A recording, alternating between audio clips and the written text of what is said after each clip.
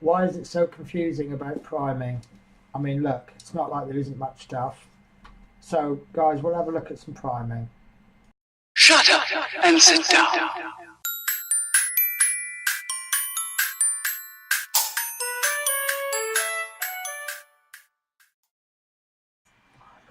Hey there. So, first question, why do we need to prime? Now, I'm not going to be able to give you the science of it. I really can't. But essentially, paint doesn't stick to plastic. Whereas primer, it sticks to plastic. In most cases, it's not a paint. It's certainly not finished product. So it kind of acts as an intermediary. So the primer sticks to the plastic, and then the paint sticks to the primer. If you were to put a paint straight onto a plastic model, it would just flake off, fall off, or would just fall off. So to get around that, we obviously, to make sure the paint sticks, we need a primer. It's a little bit of a boring job. I would compare it to sanding down paintwork before you paint it. You know, if you paint the door, you can't just but even with a door, it's probably the best example. If you've got wood, if you put paint on, it will just soak straight into the wood. So the primer, probably a bad example, but primer basically acts as the in-between man. So essentially there's three kinds of primers. This isn't actually primer, but it shows you the example. You've got GW will do a pot of primer. Their primer is quite good. I've used it before. This is a bottle of Vallejo. This isn't a primer, but it shows you the bottle. The advantages of these are that they're cheap. £2, £3, £4. You can pick up a pot, use your brush it on, and away you go. Clean your brush, you're done. Very little mess. The disadvantages, it's slower. You have to paint the whole model, and if you put too much on, you are going to obscure detail.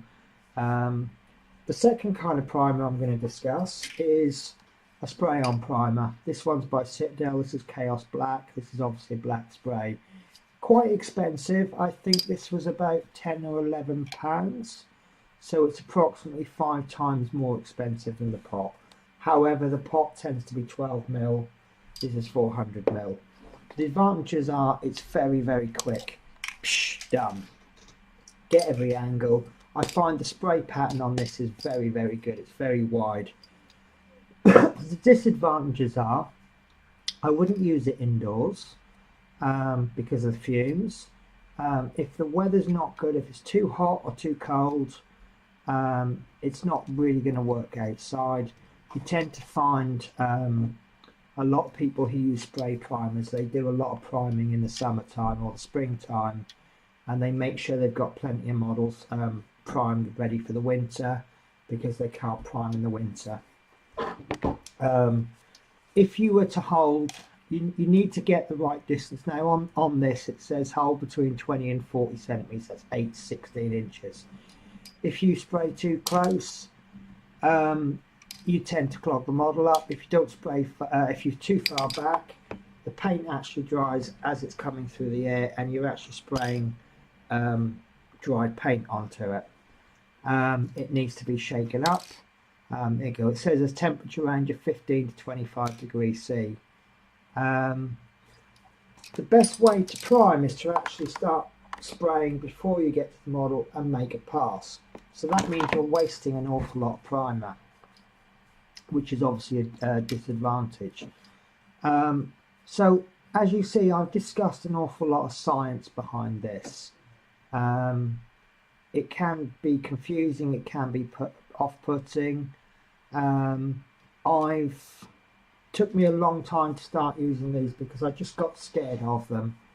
And I was using a brush-on primer for a while. I was actually using an airbrush primer, but I was brushing it on, but I will get to airbrush primers. So The coverage tends to be very good.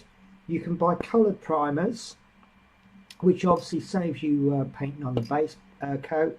So now you've saved 2 lots of painting already just by using one primer. You've got the primer and the colour, whereas with a brush on primer you've got to brush the whole thing on, then you've got to put all of the base coat on. So yeah, that's basically it. They're quite expensive, there's lots of waste, and you really can't use it indoors. Excuse me. The third kind of primer that I want to discuss is designed for airbrush. Now I've got a black, grey, and in fact I'll just discuss the black one.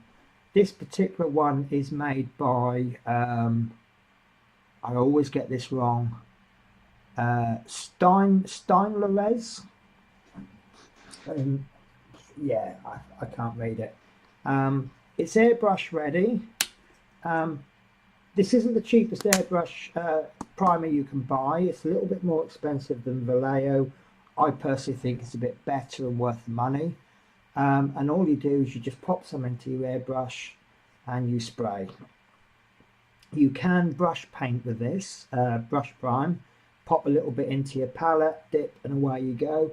I tend to find it's a little bit thin for that, so you tend to find you're using 2 coats. And if I paint things on, I tend to want to just thin it down a little bit more. It's not the cheapest way to prime, but there's a lot less waste because you're actually focusing with your airbrush. Again, like the aerosol cans, you're going to start the spray pattern before and then come across. But because of you're controlling, you're controlling how much comes out, you're giving spray, and you can see that that area of waste is a lot less. Once it's actually going, you just the disadvantage, big disadvantage, I think, I've got little bits of something floating around. The clean up afterwards, because you're applying it through an airbrush, you need to clean your airbrush afterwards, which isn't as simple as brush painting where you just dip your brush in water and away you go. Sometimes you need additives with it. It's sometimes best to put additives. You can put in airbrush thinner. Airbrush thinner makes it dry a little bit faster, so it can clog your airbrush up. That can be counterbalanced with airbrush flow improver, which but again, it's all thinning, but it just tends to slow the drying process down a little bit.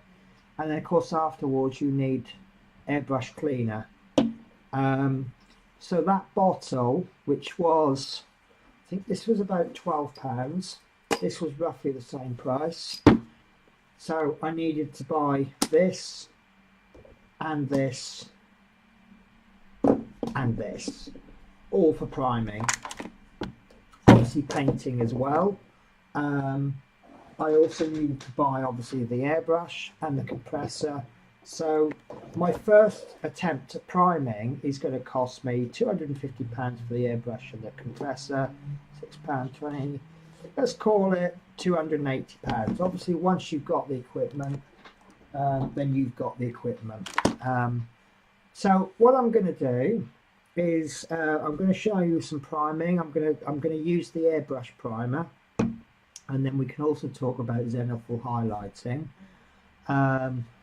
I'm not going to demonstrate this because I am indoors, and once you've seen primer being used in an airbrush, everybody knows how an aerosol, if you spray your hair with hairspray, it's the same thing, but obviously you've got pigmented paint of some description. So what I'm going to do is we're going to move over to my airbrush station, and we'll do some priming.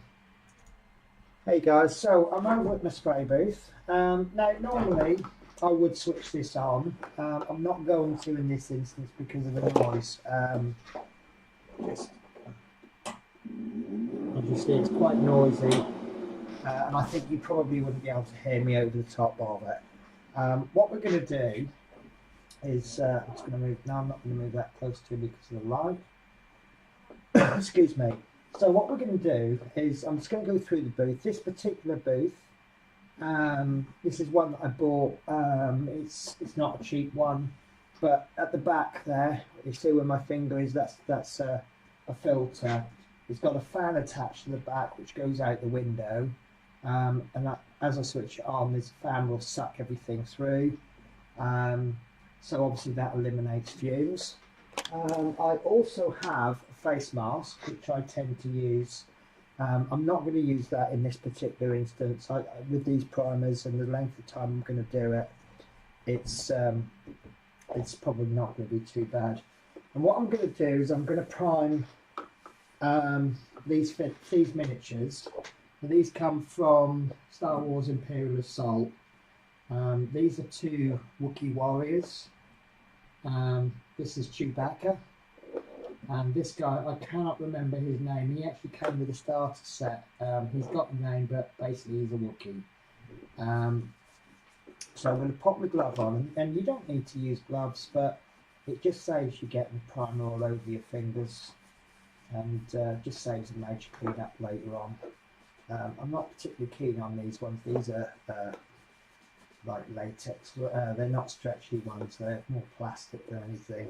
So first of all, I'm going to give my primer a really, really good shake. Always give it a good shake. This is the black primer, and I'm just going to pop in this little contraption I've got. Is another optional thing. So let me go through my spray booth again. I forgot to introduce it to you. This one comes. Sorry.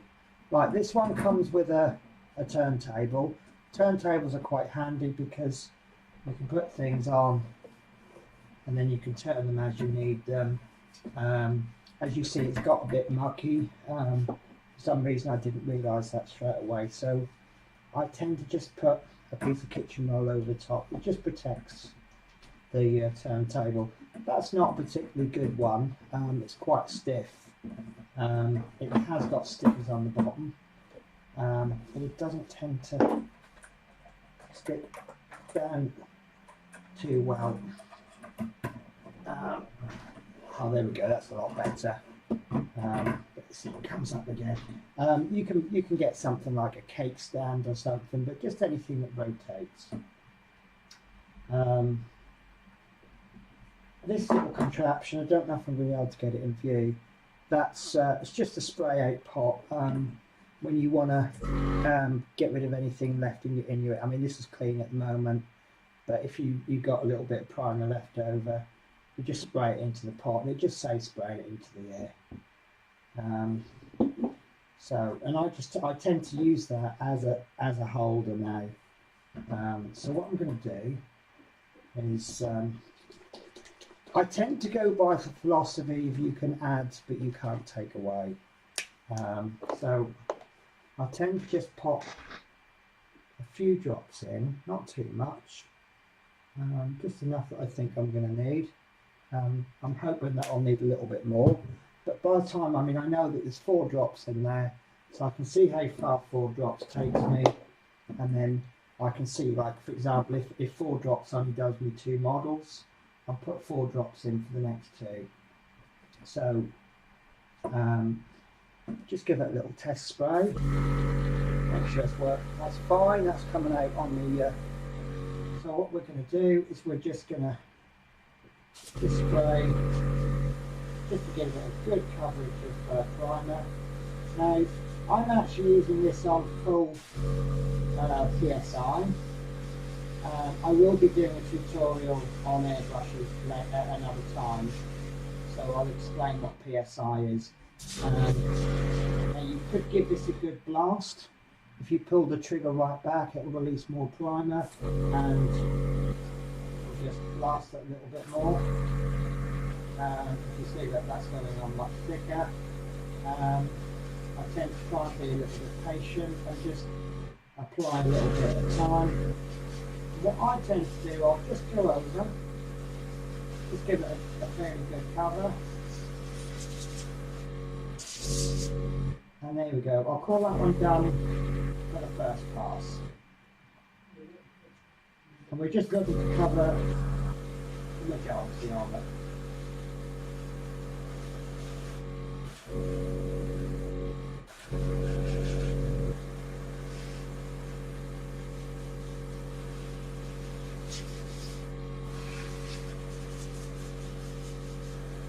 You don't have to do the base, but why not?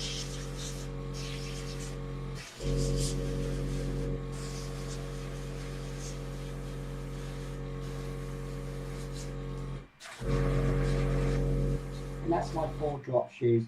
I'm not going to do these last 2 because all we're going to do is we're going to do the same thing over. So, right. So I've primed those. That one should be dry. And then for the second pass,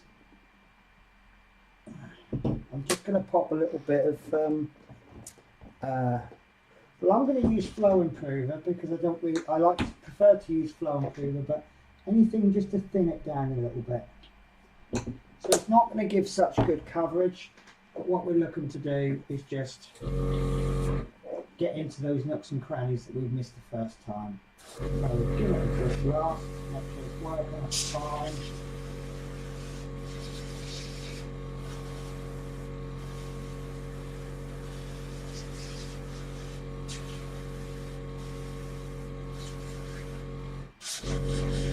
So quite often, if you miss a little tiny bit, it may not make a difference. In this particular case, I don't know what the plastic is like. I mean, it may well be that this is, you know, paint will stick to it without even priming. Some miniatures, I think it's Reaper Bones, they come ready primed. Sorry, they don't come ready primed, it's type of plastic they use, you can put paint straight on. Alright, so, okay, I'm happy with that one. This one is not that good coverage because I actually ran out of primer, but that's a little bit off, isn't it? Can you see that? So get it from all angles.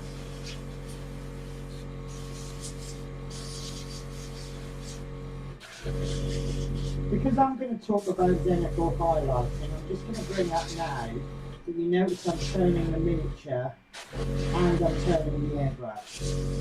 So I'm always getting an angle that suits me. I'm moving the miniature. Okay. Every now and again you might feel like the airbrush is clogged, so just use the paper, stand up straight. And there we go, I'm happy with that.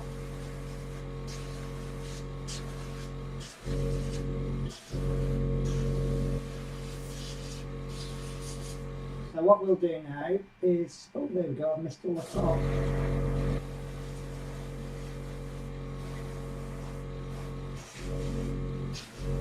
Right. So now we'll go back to the first miniature and we'll give it a good quality control. We'll look at any bits we might have missed, so we don't have a bit from the top view. I've deliberately chosen this because it's got lots and lots of detail where the hair is. Lots of opportunity to miss bits. Go under the arm. And I would now call him dumb. He doesn't look much now because he's black. He tends to be a little shine. If you find parts you want to go back to, parts aren't dry, just go over with the airbrush, but don't pull it back, just push it down, yeah, like that, just to get some air through, and that helps it dry. So we'll just give that a quick spray.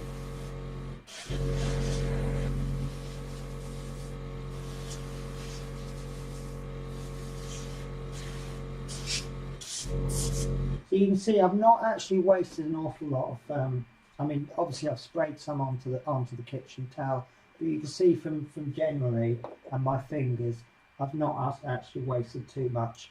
I've got this much left in the bottom of the airbrush, which is why obviously I'm going over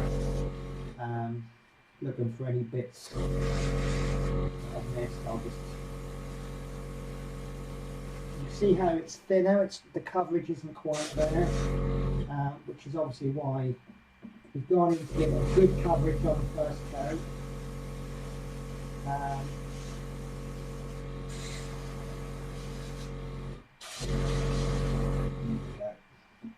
So with the leftover, I'll just pop it into the pot, and then I'll just spray it out until there's none left.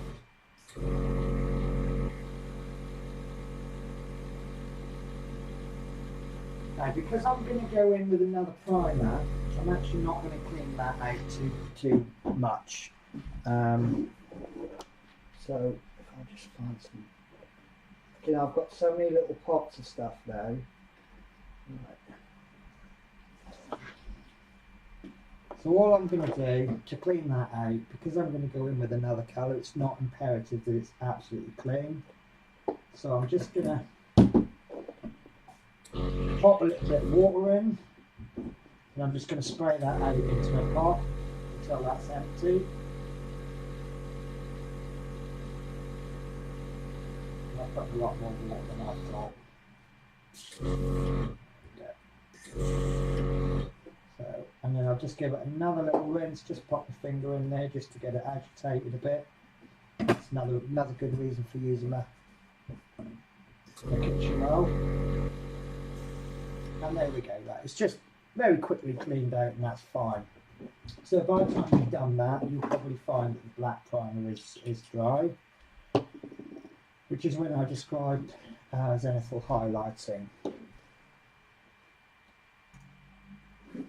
Hey there, so I went to get the grey primer, and I noticed that it hadn't dried, so I thought rather than wait for it to dry, you know, I waited for it to dry and then I start the video, otherwise you're just watching paint dry. Right, so a quick word about the colour choices. 3 main colours to prime in, well there's 4 main colours. Firstly there's black. Black tends to give you a dark look. If you paint thin paint over the top of that, it's going to darken the colour, tends to give it a grungier look. It's like the old cliche, good guys wear black. It gives them a darker look.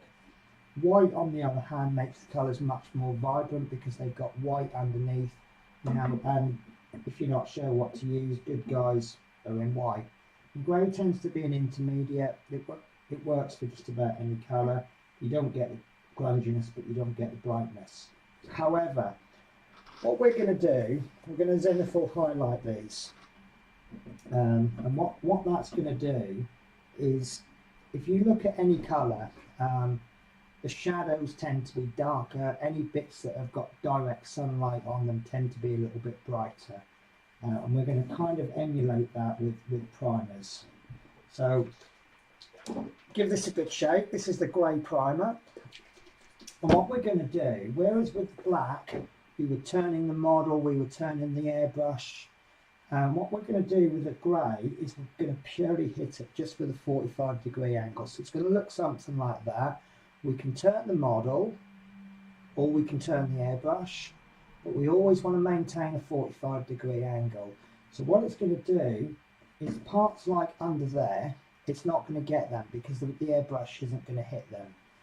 But likewise, sunlight wouldn't hit, you know, underneath the legs, underneath the chin, things like that. But it's going to hit the majority of the model where the sunlight is actually going to be able to penetrate. So again, as before, I'm just going to pop a little bit in. I'm just going to go with 3 drops. I think that'll be enough. We managed to prime all of these with 8 drops. You can prime it if you wish. And this is quite a dark primer, so if you feel your primer is quite dark grey, just add a touch of white to it.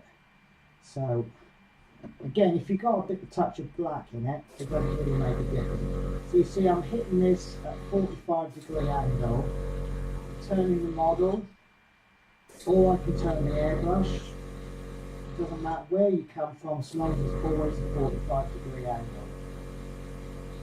Now, if we're not worried about full coverage, we've got full coverage from the black. every single millimetre of this is touched with black.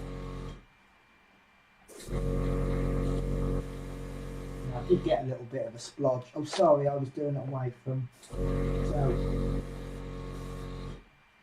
whoops, right. So I'm going to stop there. So if you look underneath, let's compare it to the one that we haven't done yet. If you're looking from the underneath, you see there isn't an awful lot of difference. Any highlights you see has come from the light, not from the primer. When we hold it this way, you can see there's a drastic difference. And this is the bit that would be seen by the light. Yeah, whereas underneath it's very dark, and there's hardly any difference. They're exactly the same model, but there's not really an awful lot of difference. So I'm just going to finish up as highlighting this one with the grey. And to be honest with you, I think I probably needed an extra drop or two. So I'll just check the spray. This is a little bit harder to see because obviously it's grey on white. So we're just going to hit this at about, it doesn't have to be 45 degrees, it can be, you know, oh, sorry, I'll rephrase that, it doesn't have to be exactly 45 degrees.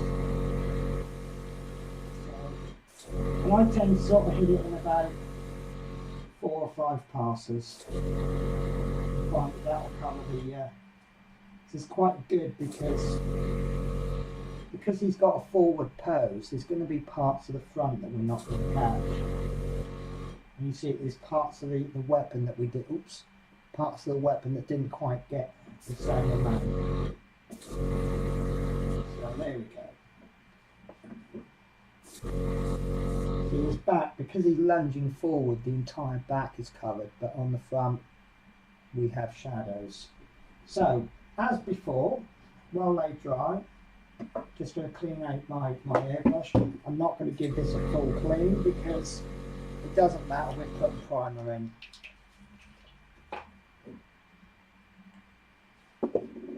I mean, obviously if I was going from, say, a black paint to a white paint or a yellow paint, it's going to be quite important that we clean this out. But we're going from a primer to a primer. In this particular case, I'm just going to give it a quick wipe as well. But this is what I call I call this a battlefield clean. If you're in the army, you're in a war zone. When you're on the battlefield, you don't give your gun a good clean because it just takes too long. So you just clean it to a basic level, and then once you get back to the barracks or camp, then you'll strip your rifle down, clean every bit, grease it, etc, etc.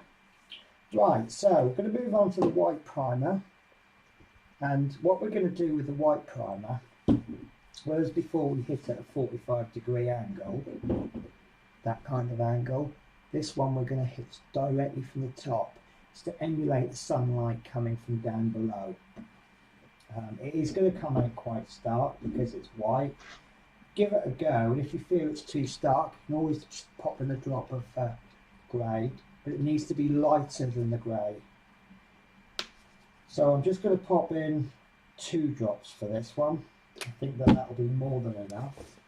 And then we just make sure it's working out. There we are, that's coming out quite nice. So we get the model, and we're just going to hit it down. Oops, smooth that a little right. And I'm hitting it, I'm not hitting it from the top of the figure, I'm hitting it from the top of the pose. So I'm actually aiming it at the base. I'm aiming for the middle of the base.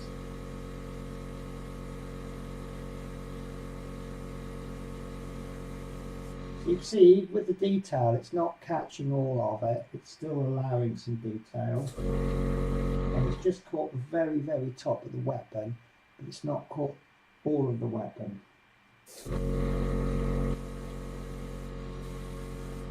So if we do a quick comparison, you see from the front, it's not made an awful lot of difference, it's just brightened it all up, but from the top it's made a real difference. So I'll just finish this one off. Remember, I'm aiming for the base, not for the model. This particular model has a forward stance, so it's very tempting to keep turning the model that way. I don't want to hit it from that angle, I want to hit it from that angle. This is perhaps why it's a good idea to base your model, and I'm going to call that one a day on that. So let me just give my airbrush a quick clean. Because I'm doing this video, I'm not actually going to, again, I'm not going to give it a good clean. I'm just going to give it a clean so that I'm not clogging up the airbrush. So just release that, and then put white. You could thin the white down if you wanted. So I do apologise about this, but this goes to show about how one of the disadvantages we use in the airbrush is the clean-up time. Just running a little bit of airbrush cleaner through that, and then I've finished using my airbrush after I put airbrush cleaner, because if you put cleaner in and then you put paint in, it's just going to muck with the paint with the paint. But that's good. I'll just do another couple of drops. It's funny, I've been getting quite low on airbrush cleaner, as you can see. So I've been using it quite sparingly. But I bought some new airbrush, a new bottle about a week ago, and ever since I've had that bottle, I've just been like, well, hey, chuck it all in. So let's have a look at these. Right, I can take the glove off. Don't really like using the glove because it makes my hand all sweaty. But so, looking at this, what I'll do is I'll switch to my overhead camera, the one that I use for painting, and that tends to be a little bit sharper. There we go. So this is what we've just painted. Do you know what? I'm really sorry. The focus tends to go quite easily on this. I can video.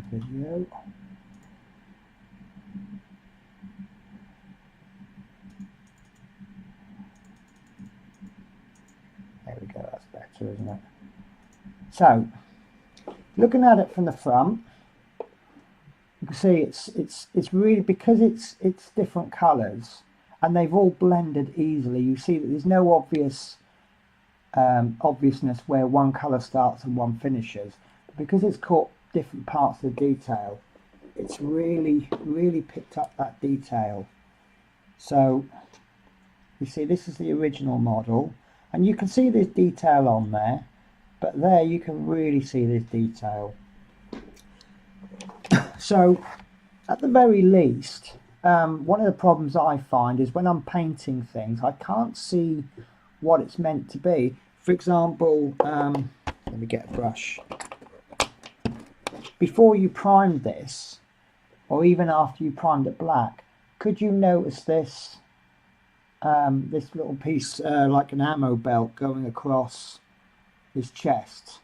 Would you have noticed the detail within the armour on the sleeves? Would you have noticed there's a little ridge? Oops, there we go. So now you can see the little ridge there. You can see his fingers are much more defined. You can see in each individual hair, clump of hair. Now, what will happen is if you were now to paint that with a very thin layer of paint, obviously we're going to do this brown because this is Wookiee skin, Wookiee fur.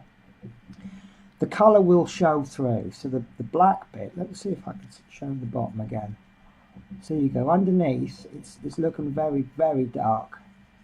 I think actually I might have just done one a little bit. No, they are roughly the same. So if we do a front and back comparison, you can see the back has really picked up that white primer. Because if you look at the pose, see, right, you can see you've got a bit of a forward stance, so there's much more back to catch. Whereas the front, it's caught the primer, it's caught the grey, because the grey was coming in at that angle. So it's not, you can see under his chin, it's not really caught much grey, but the chest has. But the chest hasn't caught any white because the white was coming in, it was shielded by his head.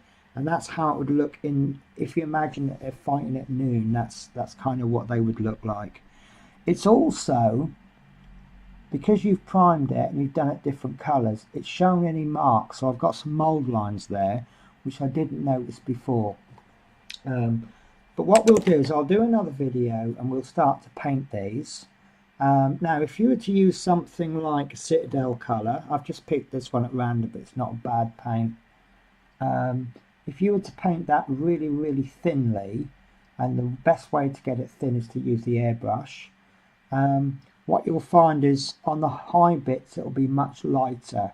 So you're using that Zenithal highlighting. I'll tell you what, I'm going to switch to the main view. So if the parts on top of his head are going to be much brighter and the parts underneath are going to be much darker. Now if you use something like a watercolours paint, these paints are well, this one is opaque. Right, these colours are quite semi-opaque, so they really, really work well with the Zenithal highlighting. And what you'll tend to find if you were to spray this on, it's transparent. Well, it's not transparent. It's semi-opaque, so it does have some coverage. And if you then thin it down, because it's too thick for the airbrush, so you've got to thin it down. You put it through the airbrush, and what you'll notice is on the black parts, and I can show you on the foot because the foot overhangs, it's going to be more of a tint, whereas on the top of the head it would be a much stronger colour. So I'm going to leave it there, guys. I'll take a couple of photos of this and I'll attach that to the end of the video. Yeah, feel free to leave your comments, and in my next video I will start painting these.